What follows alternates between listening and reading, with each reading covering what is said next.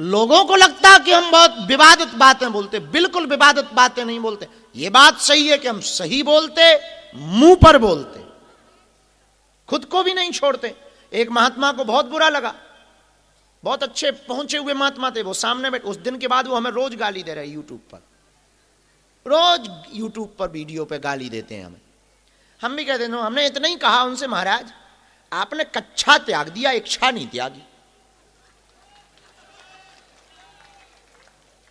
उन्हें बड़ा बुरा लगा। अब हमने क्या गलत कहा भाई?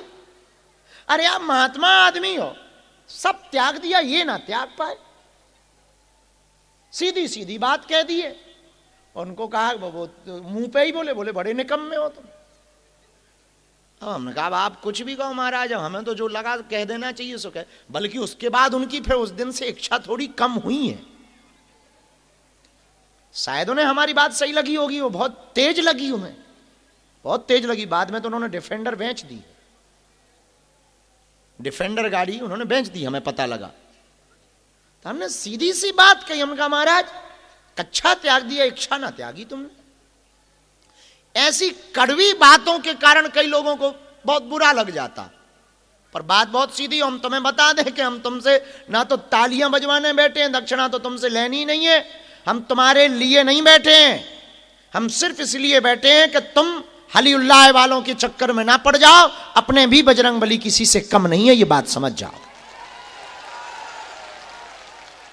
हम मात्र इसलिए बैठे हैं कि तुम्हें दरबारों में ना भटकना पड़े, तुम्हें तंत्र मंत्र के चक्कर में ना पड़ना पड़े, तुम्हारी आंखों में आंसू ना रहे, तुम्हें हनुमान जी की कृपा प्राप्त मिल जाए, तुम हनुमान जी के चाकर बन जाओ, तुम हनुमान जी के दास बन जाओ, तुम हनुमान जी के पूजक बन जाओ, तुम हनुमान जी की शक्तियों को महसूस कर पाओ। हम मात्र इसलिए दरबार लगाते, और हमारा कोई उद्देश्य नहीं है चमत्कार दिखा। वरना आओ तो बैल कम, ना आओ सो भीड़ कम, और बढ़िया आनंद है। और हम अक्सर अपने दरबारों में बोलते हैं, तुम पता नहीं क्यों पागल हो कि हमारी सुनते नहीं हो। हम अक्सर अपने दरबारों में बोलते हैं कि तुम हमारे पिंड छोड़ो भाई, हमारा पीछा छोड़ो यारो, अभी भी मौका है, धीरे से खिसक लो। काम हमारे सब उपद्रव वाले हैं। यह बात तो पक्की है कि जब तक हमें जीना है, सनातन विरोधियों के ऊपर सांप लौटते रहेंगे हमारे कारण। अभी हमने 25 तारीख को एक बयान दिया, बड़ी खलबलाहट मची। हमने कुछ गलत थोड़ी कहा, सीधी सीधी बात कही थी कि बाबर की छाती पर हमने भगवा ध्वज लहराया है।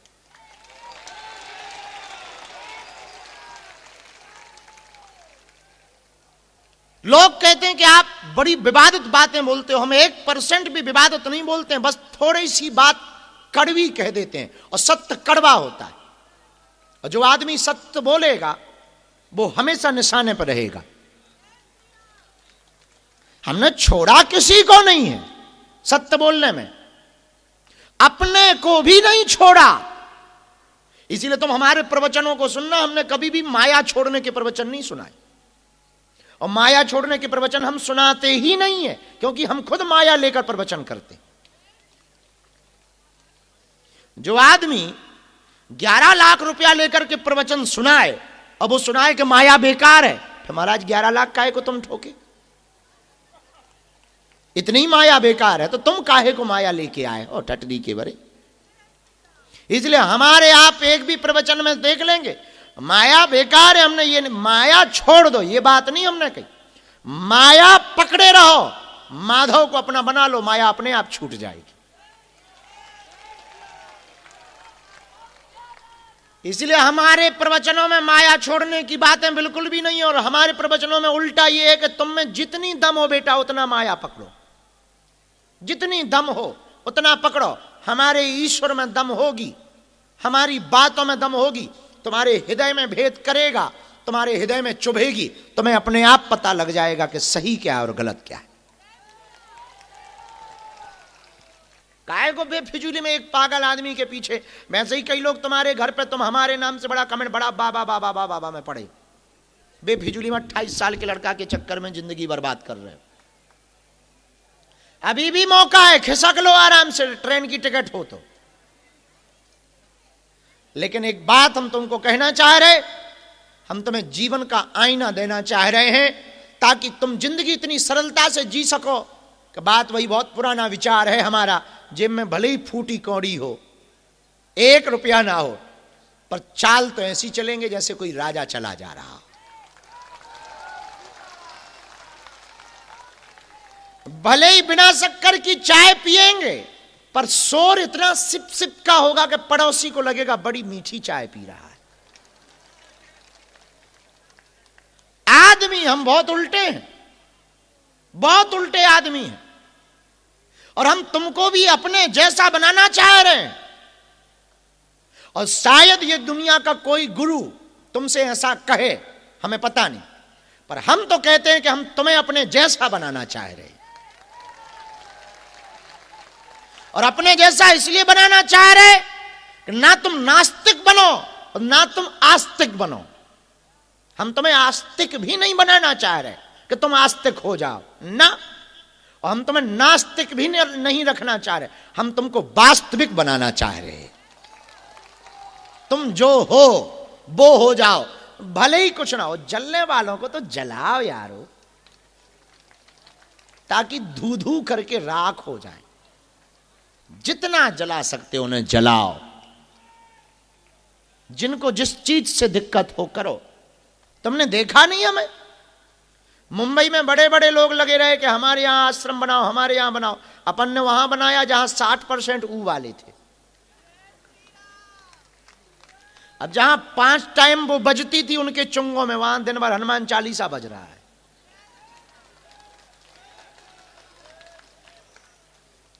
तुमने देखा नहीं 7 तारीख को अपन कलकत्ता जा रहे हैं। क्वांटिटी में हम भले ही ज्यादा ना जिए, पर क्वालिटी में तो बहुत बेहतर अपन जिंदगी जिएंगे। मतलब जिंदगी भले ही हमारी लंबी ना रहेगी, पर जितने दिन रहेगी पागलो, उतने दिन सनातन विरोधियों के लिए तो ऐसी रहेगी कि वो हमें काल की ही नजर से देखेंगे। और ये मात्र हम इसलिए कर रहे हैं, हम अपने लिए तो कुछ कर नहीं रहे, मात्र इसलिए कर रहे हैं कि तुम्हारी बेटियां लव जिहाद के चक्कर में ना पड़े,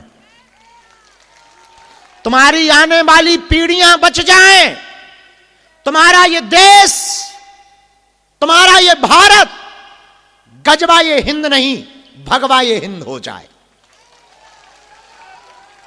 और हम मात्र इसलिए कर रहे हैं, चाहे वो सनातन हिंदू एकता की पदयात्रा हो, बम विस्फोट हो गया, एजेंसियों ने हाथ खड़े कर दिए। हमारी जहां पदयात्रा रुकी थी फरीदाबाद में, वहीं पर 3000 किलो आरडीएक्स पकड़ा गया, AK-47 राइफल पकड़ी गई और पिस्टल पकड़ी गई। और हमारी पदयात्राओं के कई पॉइंटों पे उनके कुछ लोगों ने किराए से मकान लेने की साजिशें की। ये बात जब बहुत जिम्मेदार अधिकारियों ने कहा और फोन आया रात को कि कल की पदयात्रा तो कैंसिल है, बस हो सकता कि अब कई दिनों तक पदयात्रा को ब्रेक रखना पड़े और लोगों को वापस घर करना पड़े, क्योंकि 1 लाख लोग आपके साथ चल रहे हैं, छोटे छोटे बच्चे चल रहे हैं, माताएं चल रही हैं, और सुरक्षा की बड़ी दिक्कत। तब हमने कहा कि हो कुछ भी जाए, बस इन लोगों को कुछ ना हो, तो हम अपनी प्राण की बाजी लगाने को तैयार हैं। तो एक अधिकारी ने हमें समझाया कि आप काहे को अपनी मुसीबत मोल ले रहे हो, आपने थोड़ा सा क्या हिलाया, उनको आतंकवाद की नीचता पर जाना पड़ा, और अब आप टारगेट में आ गए हो, आपको चुप हो जाना चाहिए यहीं से, जान है तो जहान है। उन्होंने ऐसा तर्क दिया। हमने उनको हंस के कहा, साहब बार बार मरना नहीं है, एक बार बचना नहीं। लेकिन मेरे पागलों में एक बात तुमको बताना चाह रहे कि ये मौत के मुंह से निकल करके सबको भगवान लेकर आए, भगवान ने कृपा की, पर एकमात्र उद्देश्य है हमारा, तुम्हारी संपत्ति पर किसी का हक ना हो जाए, तुम्हारे देश पर किसी का हक ना हो जाए, तुम फिर से गुलाम ना बन जाओ, तुम्हारी बेटियां बुर्का में ना हो जाएं, और तुम्हारे बेटा हलीउल्लाह वालों के चक्कर में ना पड़ जाएं। तुम्हारी आने वाली पीढ़ी सुरक्षित कैसे हो? हमें पता है हमारे जीते जी हिंदू राष्ट्र नहीं बनना।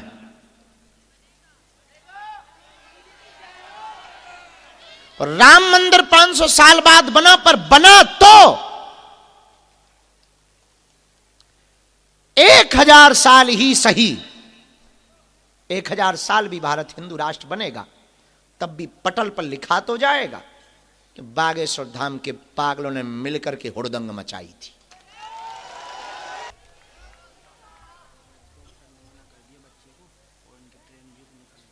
भभूति दे दो। हम साधारण जीव हैं और जिनके कांड ज्यादा ही काले होते हैं, उनको ना तो हम रोकने देते ना रुकने देते, और कोशिश पर अर्जी भी नहीं लगने देते। तो वो परब्रह्म परमात्मा है। यदि वो तुमसे प्रेम ना करता होता तो तुम्हें कभी का यहां से भगा दिया होता।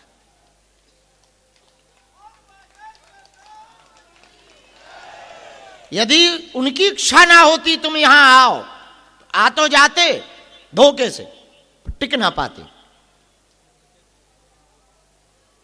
उनकी इच्छा है आप टिक गए, उनकी इच्छा है आप आ गए, उनकी इच्छा है नारियल बंधवा दिया, उनकी इच्छा है वो तुमसे पेशी करवा रहे।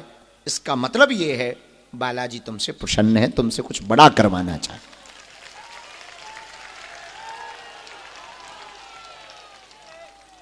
अब आप कहो कि परिणाम कब निकलेगा?